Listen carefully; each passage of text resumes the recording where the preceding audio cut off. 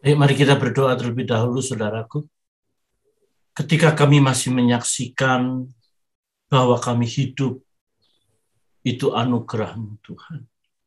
Kami bersyukur kalau kami masih menikmati keseharian kami dengan orang-orang yang kami kasihi, keluarga besar kami tahu itu anugerah masih berlaku atas kami.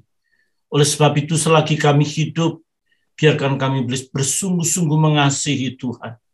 Dan tidak ada kerinduan kami yang lain selain kami menyukakan Tuhan dalam segala perkara. Kami mau mendengar firman-Mu, berbicara, berkata-kata, urapi kami sekalian. Berbicaralah, kami siap mendengar, dalam nama Yesus kami berdoa. Haleluya. Amin. Amin. Haleluya. Shalom, saudaraku yang kekasih dalam Tuhan. Shalom. Sukacita besar kalau saya boleh hadir di tengah-tengah keluarga besar ini. Saya dengan Bu Nora adalah sahabat, sekaligus Bu Nora adalah sekretaris STT di mana kami bernaung.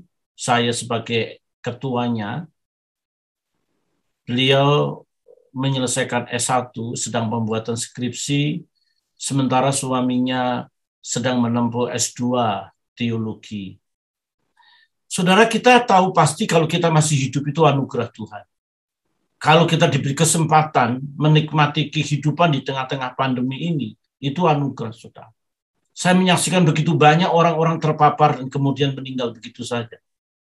Tetapi kalau hari ini kita memperingati 100 hari ya, dari saudara orang tua yang kita kasihi, almarhumah Ibu Felderia Huta-Julu.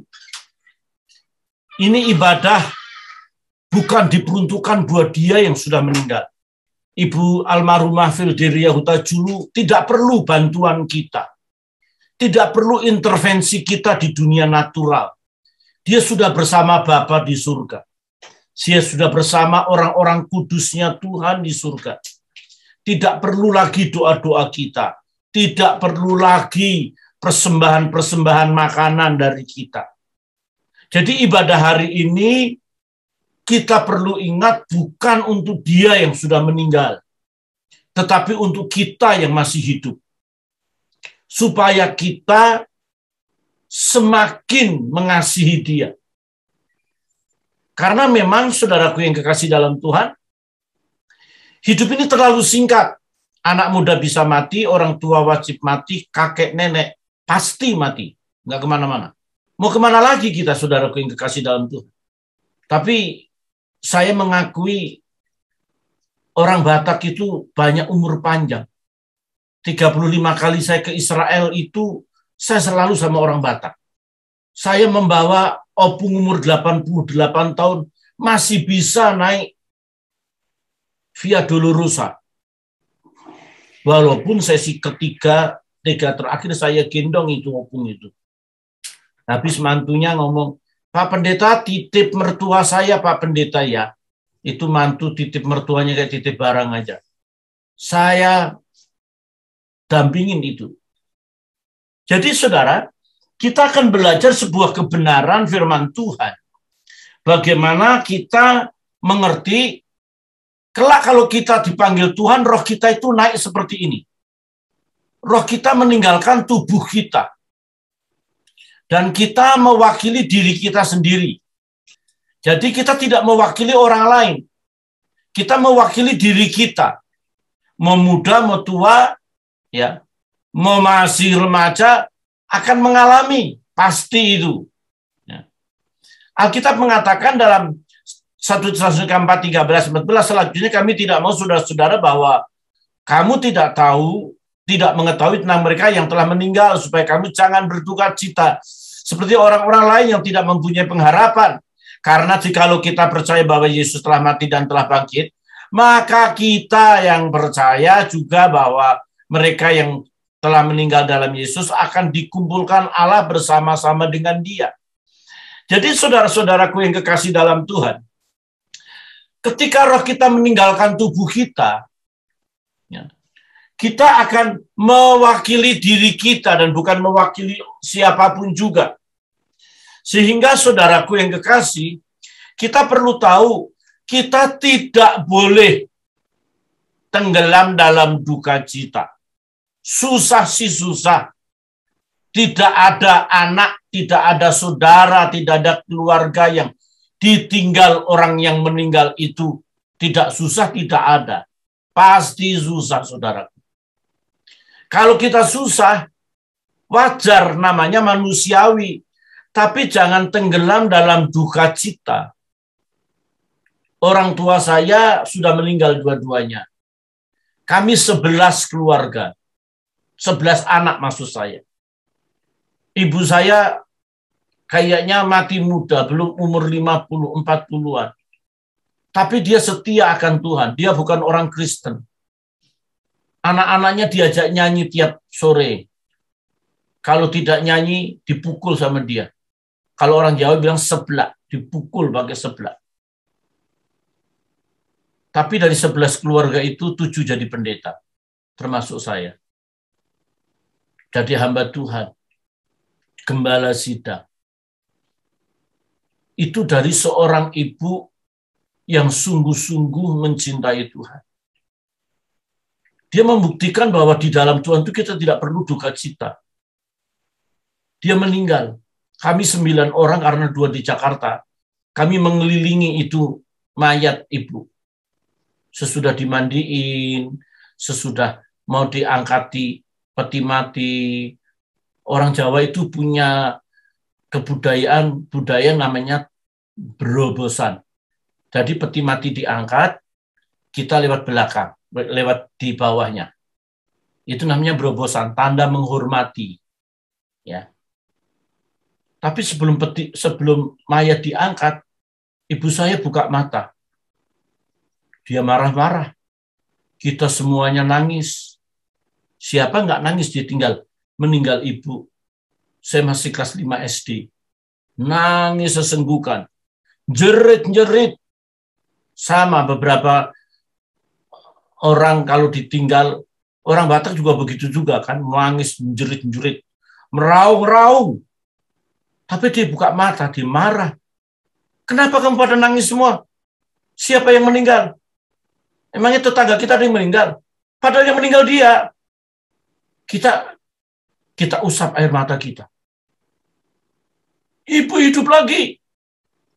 Kita senang, hidup lagi ibu. Baru dia atur. Kakak saya di Jakarta, saya harus di Solo. Satu di Semarang, satu ikut Bude, satu ikut Bule atau Tulang. Ya. Paman, satu ikut nenek. Diatur 11 itu diatur. Dan dia ibu ini apa loh. Saya kalau suruh menyebut kakak saya, adik saya itu urutannya aja masih mikir. Tapi ibu saya sudah mati bangun lagi dan dia apa? Ketika sudah selesai yang paling kecil dititipin si nenek, ibu bilang begini, lihat langit terbuka, malaikat turun, lihat malaikat turun. Kita menengadah ke atas, yang di atas adanya cuma genteng, mata kita tidak lihat, tapi mata orang yang diberkati Tuhan, hari-hari akhirnya akan menikmati kemuliaan Tuhan. Sudah, ibu pamit dulu, ibu mau pergi sama malaikat, dia mati lagi, sudah. This is real. Absolutely yes, 100% real. 100%. Dan saya menyaksikan. Ada banyak orang takut mati. Ada banyak orang tidak siap mati. Kita mau tidak mau, siap tidak siap, kita pasti mati. Kita menyaksikan saja orang tua kita dipanggil duluan. Mengapa banyak orang tidak siap? Mengapa orang mengalami ketakutan? Sementara orang lain mengatakan kematian itu musibah. Tapi bagi anak Tuhan bukan musibah, anugerah. Karena alamat terakhir kita tidak di Menteng Pulo atau tidak di Pondok Kelapa, bukan. Pondok Rangon, bukan. Alamat kita sudah pasti, opung kita sudah pasti. Ada di jalan surga kekal, RT kelimpahan, RW keberkatan, nomor sukacita. Dan Bapak Ibu, ketika Bapak Ibu dipanggil Tuhan, Bapak Ibu akan menjumpai wajah yang sama, kata Alkitab. Kalau kita serius. Kebanyakan kita nggak serius, saudara. Saya juga lagi mau belajar serius. Kenapa sih kita nggak bisa mengasihi Tuhan dengan sungguh? Mengapa hati kita masih terikat dengan begitu banyak hal?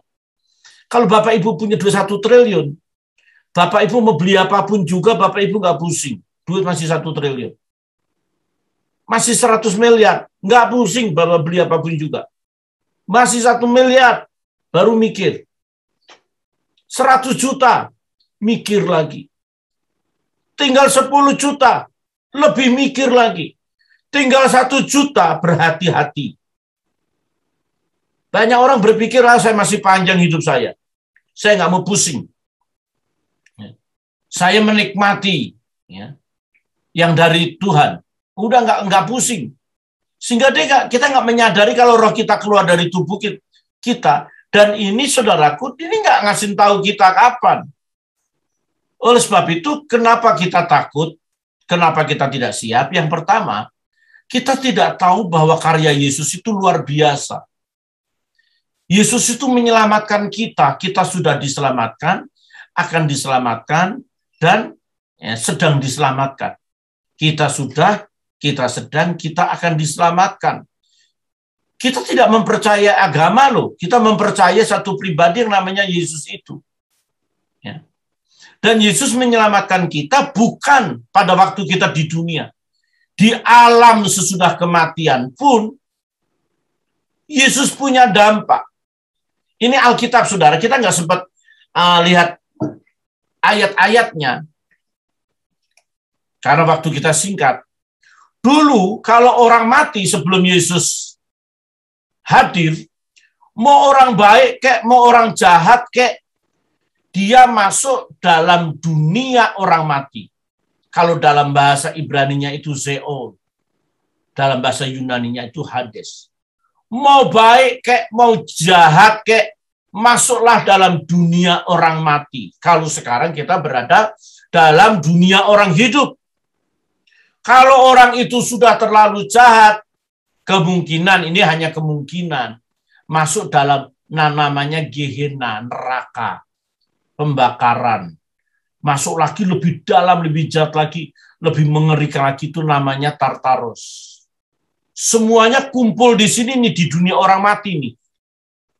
Sebelum Yesus hadir, semuanya hadir di tempat penantian atau intermediate state, tempat penampungan arwah orang mati. Mau jahat kek, mau baik ada di sini, lebih jahat masuk sini, lebih jahat lagi masuk sini. Tetapi pada waktu Yesus mati disalib, keadaan ini dirubah. Orang tidak lagi mati, orang percaya tidak lagi masuk dunia orang mati. Yesus mengubah di balik kematian itu masuk yang namanya Firdaus, Paradise. Lukas 23 ayat 43 mengatakan kepada kita orang jahat itu, hari ini juga engkau masuk Firdaus. Taman Firdaus itu begitu indah. Jadi jaga imanmu, serius untuk kekristenanmu. Jangan tenggelam dalam keduniawian, masih jahat, masih urusan hal-hal yang sepele, remeh-temeh. Belajarlah melepaskan recehan. Kita dapat grosiran, saudara. Kalau kita genggam yang recehan dunia ini, kita nggak dapat. Roma 8:8 mengatakan barang siapa hidup dalam daging, dia tidak berkenan kepada Allah. Maka Yesus mengatakan di rumah Bapakku banyak tempat tinggal. Mengapa orang takut dan tidak siap mati? Karena dia tidak melekat dan dekat kepada satu pribadi yang namanya Yesus. Saya katakan kepada jemaat saya, tinggalkan gereja ini kalau gereja ini tidak mampu membawa engkau mencintai Tuhan. Banyak gereja hanya mengumpulkan duit. Banyak pendeta hanya mengumpulkan perpuluhan. Menarik dana dari jemaat. Tidak berkorban, tapi makan korban malahan. Jemaat tidak setia kepada Tuhan. Jemaat tidak lebih melekat kepada Tuhan. Maka banyak orang tidak siap untuk mati. Tidak siap dipanggil Tuhan. Kalau kita dipanggil hari ini juga, kamu masuk Firdaus. Ya. Ini indah, saudara, sangat indah. Untuk saya kasih waktu cuma sedikit di sini. Saya bisa terangkan sedemikian rupa. Saya ini dulu wartawan rohani. Saya mewawancari orang-orang mati yang hidup lagi. Jumlahnya banyak itu, saudara. Dan saya tahu betapa mengerikannya neraka. Jadi ketika Yesus berkata, akulah jalan, jalan yang benar, kebenaran, dan yang hidup. Sementara semua agama berkata, tunjukkan kebenaran, tunjukkan jalan, tunjukkan kehidupan. Yesus berdiri, akulah jalan, kebenaran, dan hidup. Sahabat saya, Pas Pampres, pengawal presiden, seringkali ditinggal. Istrinya seringkali ditinggal. Kalau presiden keluar negeri, keluar kota, dia ikut. Dia ring pertama di presiden yang dahulu. Tapi pada waktu presidennya ganti, pengawalnya diganti juga. Dia ada di rumah. Dia sama istrinya manja-manja deh. Saya tahu dia orang yang sayang istri. Istrinya itu lagi tiduran di pangkuannya. Ketika dia ada di pangkuannya, tiba-tiba roh istrinya itu keluar. Istrinya itu rohnya menapaki satu jalan. Jalan itu lurus. Dia lihat kanan kiri. Dia lihat saudara-saudaranya yang agama lain masih di intermediate state, di tempat penampungan. Nak, kamu udah nyampe, nak? Sudah, Om. Mau kemana? Itu ke rumah saya. Rumahnya ujung. Itu surga. Tapi orang nggak bisa lihat. Sementara suami sahabat saya, Ma jangan main-main, Ma. Ya rohnya keluar ke aku, saudara. Ke aku. Ma, bangun, Ma. Udah mati dia. Wah, suaminya jerit. Ma, jangan bercanda, Ma. Dia jalan terus. Antara alam yang natural dan supranatural itu ada connecting. Suaranya kedengaran. Dia jalan, dia ngomong gini. Papa berisik. Saya sudah enak. Jadi orang yang hidup di dalam Yesus sungguh, ketika dia jalan dalam kekekalan, itu ada damai sekali dia cerita. Ada sukacita, sementara sekelilingnya itu orang menjerit-jerit. Orang menanti-nantikan, itu bahagianya oleh ikut Yesus. Betapa berdosanya kita ketika kita tidak serius terhadap panggilan kekristenan kita. Dia jalan terus. Ini suaminya bilang, Mama, dipukul-pukul. Papa jangan berisik, saya sudah dekat, Pak, saya sudah dekat. Mama. Dia jalan terus. Pada waktu dia menginjak gerbang surga, suaminya teriak sekenceng-kencingnya, Mama. Dia nengok, rohnya balik lagi. Saudara, betapa bahagianya kita ini punya Tuhan. Jadi oma kita, mama kita yang sudah dipanggil Tuhan, dia sudah ada di paradise, di Firdaus. Jadi kita patut bersyukur, sepertinggal orang yang kita kasihi, kita harus semakin kompak, semakin akrab, semakin dekat, semakin lekat. Ada banyak orang ditinggal mamanya berantakan, ditinggal mamanya berantem, ditinggal mamanya rebutan banyak hal. Itu hidup orang-orang duniawi seperti ini nggak layak hidup dalam kemuliaan Tuhan. Kenapa orang takut? Karena dia tidak mendekati Yesus yang menyelamatkan, tidak melekat dengan Yesus. Sehingga dia tidak siap. Anatomi spiritnya nggak siap. Karena yang dibangun hanya anatomi tubuhnya saja. Jangan bangun anatomi tubuhmu seindah mungkin, secantik mungkin. Walaupun juga harus dijaga dan dirawat. Apalagi kita sekarang sedang berada dalam keadaan pandemi, memang harus berhati-hati juga, saudara. Yang pertama adalah tidak melekat kepada Tuhan. Saudara, mama dan oma yang sudah dipanggil Tuhan, menyaksikan saudara. Ibrani mengatakan, dia duduk bersama orang-orang kudusnya sebagai saksi.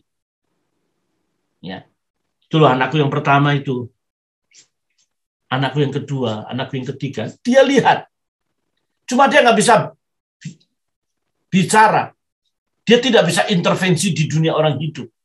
Kita nggak ngelihat, tapi Alkitab mencatat dia menjadi saksi. Oleh sebab itu, biarlah keluarga besar untuk semakin setia kepada Tuhan. Kalau engkau mengasihi mamamu, engkau mengasihi orang tuamu, engkau mengasihi opungmu, tetaplah engkau melekat kepada Tuhan. Lebih baik, lebih mengasihi, lebih mencintai Tuhan. Yang kedua, orang yang pertama ini orang tidak melekat kepada Tuhan. Yang kedua, orang tidak siap mati itu karena dia tidak tahu. Ya. Dia tidak tahu dia matinya model apa. Ya. Ada beberapa jenis kematian, ada 8 atau 9. Masalah. Saya sebutkan ini model-model kematian yang Alkitab katakan. Ya. Ini model kematian yang Alkitab katakan.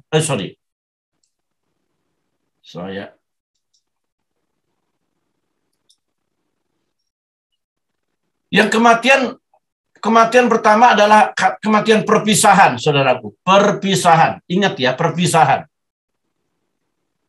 Jadi ketika kita dipanggil, kita tidak berpisah selama-lamanya, tapi kita berpisah sementara. Ayat yang kita baca dalam 1 Tesalonika 4:13-18. Hanya berpisah sementara. Oleh sebab itu ada lagu yang terkenal, sampai bertemu, sampai lagi kita bertemu. Kayaknya lagu Batak ada juga tuh, lagu Batak itu ya, Bu ya. Sampai bertemu, itu bikin syahdu sekali itu. Ya. Berpisah, nggak usah ditangisi, nggak usah diratapi.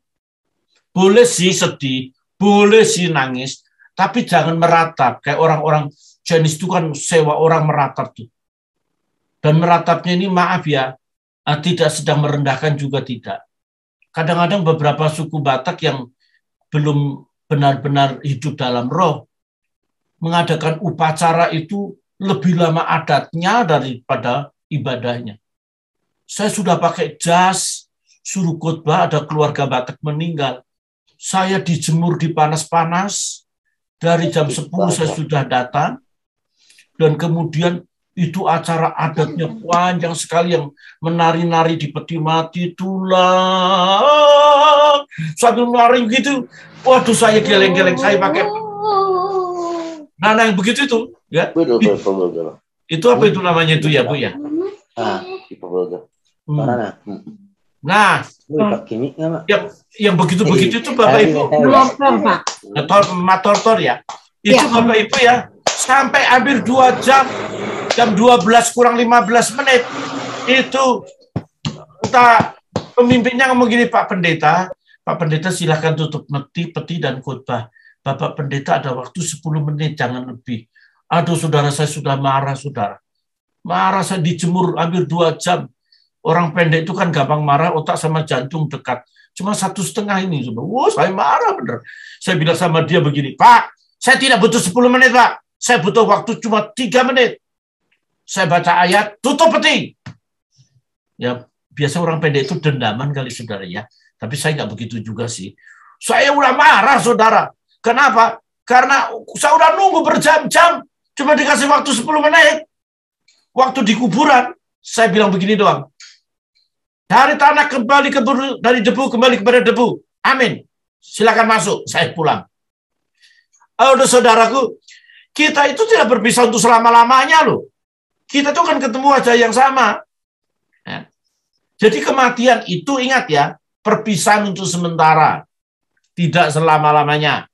Ya. Kematian adalah perjalanan. Yesus berkata, pilihlah jalan, ada jalan yang lebar dan sempit. Pilihlah jalan yang sempit itu. Yang banyak aturannya, supaya kita tidak hidup ceroboh. Ada jalan. Maka orang saudara kita muslim, ada jembatan Siratal Mustaqim. Jembatan yang tipis, yang licin, di atas neraka itu memanjang namanya Siratal Mustaqim. Jalannya itu, karena ada perjalanan. Saudara kita dari Roma Katolik berkata ada namanya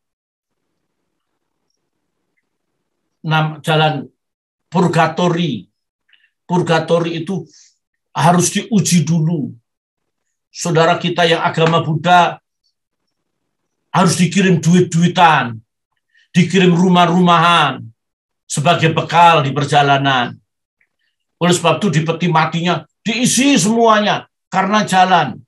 Saya pernah mimpin satu enci-enci yang sudah meninggal. Udah jam 10 malam, silakan tutup peti. Encinya nahan. Tidak boleh, Pak Pendeta. Kenapa, Ci? Saya belum taruh sendal jepitnya. Di sana nggak butuh sendal jepit, Ci. Enggak, dia butuh. Itu perjalanan, Pak Pendeta. Kalau di sana Ciaka, Pak Pendeta tanggung jawab. Waduh, saudaraku yang kekasih dalam Tuhan. Dia tidak tahu bahwa perjalanan bersama Tuhan itu kita menikmati hari yang indah. Kematian itu adalah istirahat. Ya. Berbahagialah orang yang mati. Matinya di dalam Tuhan supaya dia beristirahat. Jadi kematian itu adalah istirahat. Kematian itu adalah tidur. Kata tidur itu, Yesus katakan kepada Lazarus, dia tidak mati, dia tidur. Ada beberapa kali Yesus berkata, dia cuma tidur. Tidur akan bangun. Akan bangun. Menikmati kehidupan bersama Tuhan. Ada kebangkitan. Kematian adalah keuntungan. Ingat ya, keuntungan. Hidup bagiku Kristus, mati adalah keuntungan. Tapi kalau kita hidup tidak untuk Tuhan, pasti kita hidup akan dalam penyesalan dan kengerian yang kekal. Oleh sebab itu, mari kita jaga perkataan kita, pikiran kita, tingkah laku kita. Supaya kita dapat keuntungan di kematian kita. Dan tentu yang terakhir, Bapak Ibu, kenapa orang yang hidup tidak siap untuk mati karena dia tidak tahu jenis-jenis kematian apa yang dia pilih. Masih ada jenis kematian mendadak, kematian diantisipasi. Ada begitu banyak. Tapi ini kematian yang paling cocok di dalam kekristenan. Nikmati. Jadi opung kita, mama kita, dia lagi istirahat. Dia lagi tidur, perjalanannya di ujungnya adalah rumah Bapa. Kita memang bisa sementara. Mama kita, oma kita sudah dapat keuntungan. Dia tidak lagi ngadepin pandemi dan pancaroba hidup ini. Dia sudah untung. Kita yang ditinggal aja, kita masih menghadapi pandemi dengan varian-varian yang baru. Diprediksi ada COVID-22, bukan COVID-19. COVID-22 itu COVID gabungan semua varian yang akan menyerang manusia. Memang udah banyak orang jahat, saudaraku yang kekasih, untuk ngurangin penduduk dunia daripada nuklir. Disebarlah. Ngeri itu. Itu yang bikin itu nggak layak masuk neraka itu. Masuk septic tanknya neraka. Saudara. Ngeri. Oleh sebab itu, saudaraku, keluarga besar yang dikasihi Tuhan, mari kita siapkan hidup kita untuk kita mempersiapkan hidup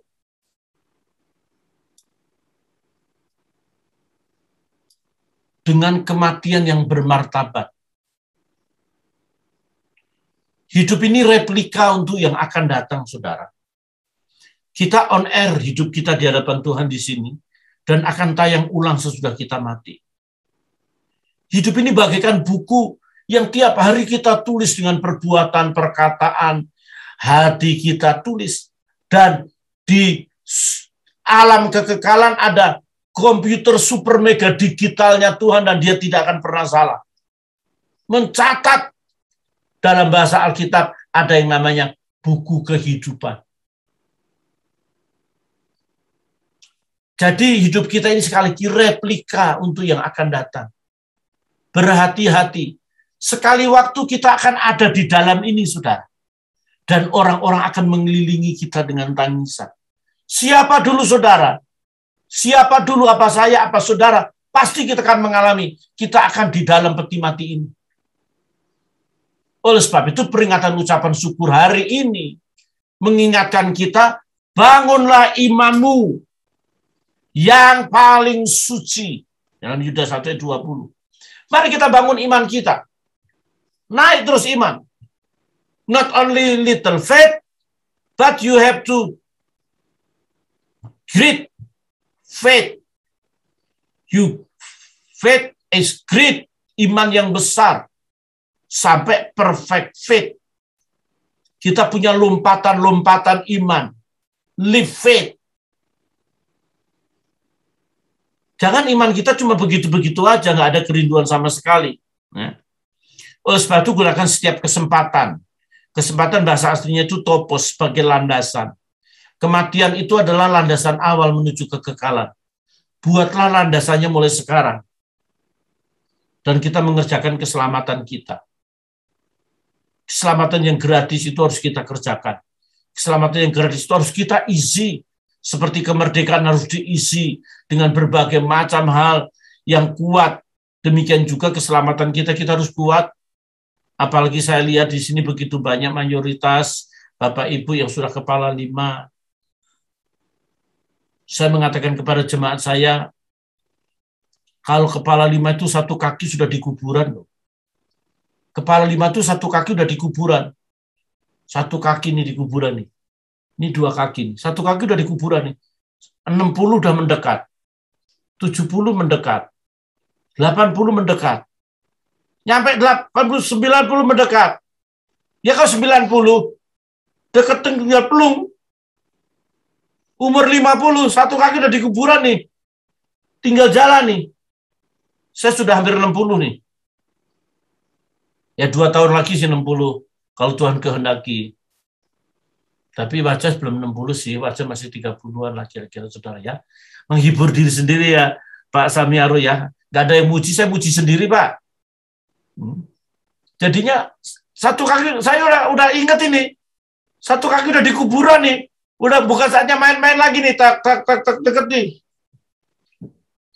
Dan kita menenun kain lenan. Perbuatan baik kita. Perbuatan baik kita itu akan menjadi jubah kain lenan. Setiap saudara memberi seseorang kain lenan terbentuk. Itu Alkitab yang ngomong. Oleh itu jadi orang jangan pelit. Arab Yahudi jadi satu. Waduh, itu roh Arab Yahudi itu saudara ya. Ampun. Jangan. Mari kita nggak bisa beri duit, berilah waktumu.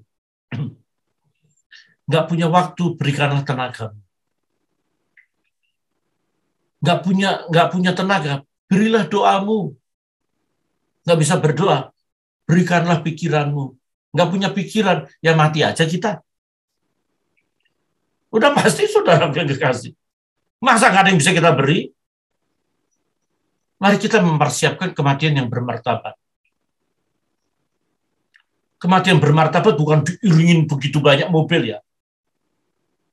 Yang penting bukan yang mengiringi kita, yang mengantar kita, bukan. Yang penting yang menjemput kita. Yang penting yang menjemput kita. Saya menghadiri teman saya, mendoakan teman saya yang sakit agama lain.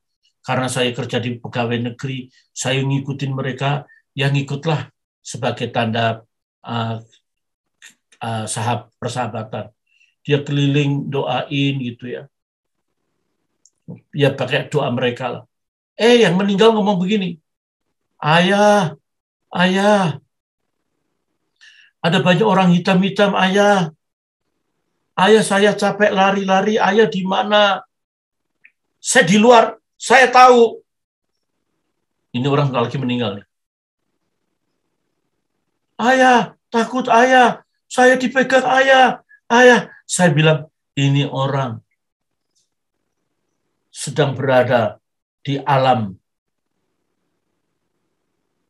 dunia atau alam kematian. Sementara alam kematian, setan siap mencabik-cabik dia. Dia nggak siap. Ayah langsung meninggal. Saya bilang, ngeri. Bahkan di rumah sakit, itu orang juga jahat itu. Mau matinya dia loncat dari rumah sakit, dia lari. Ampun, ampun, ampun. Dia lari, dikejar-kejar. Oleh sebab itu kalau nggak begitu penting, nggak usah, jangan masuk ruang itu deh, IGD deh. Banyak orang penyabut nyawa, itu kata pendeta begitu, tapi nggak juga sih. Dia lari, saudara. Dia nggak siap. Ampun, ampun, ampun. Dia tidak bisa mempersiapkan kematian yang bermartabat. Mari, kalau hidup kita bermartabat di sini, kita akan bermartabat di sana. Tentu kita tidak tahu siapa dulu yang dipanggil Tuhan. Tentu kita tidak tahu kapan kita dipanggil Tuhan. Bisa esok hari loh. Bisa minggu depan, minggu lusa. Dan dunia ini tidak ada zona nyaman. Dan saya mempercayai bahwa Tuhan akan menolong kita di masa-masa pandemi ini. Kiranya berkat Tuhan mengalir buat setiap saudara. Amin. Mari kita berdoa bersama-sama. Kami tahu pasti bahwa pertolongan-Mu atas kami. Tuhan Yesus, Engkau menolong kami untuk kami menyadari ketika kami tahu pasti bahwa kami hidup dalam anugerah-Mu, ajar kami juga menikmati hal yang indah.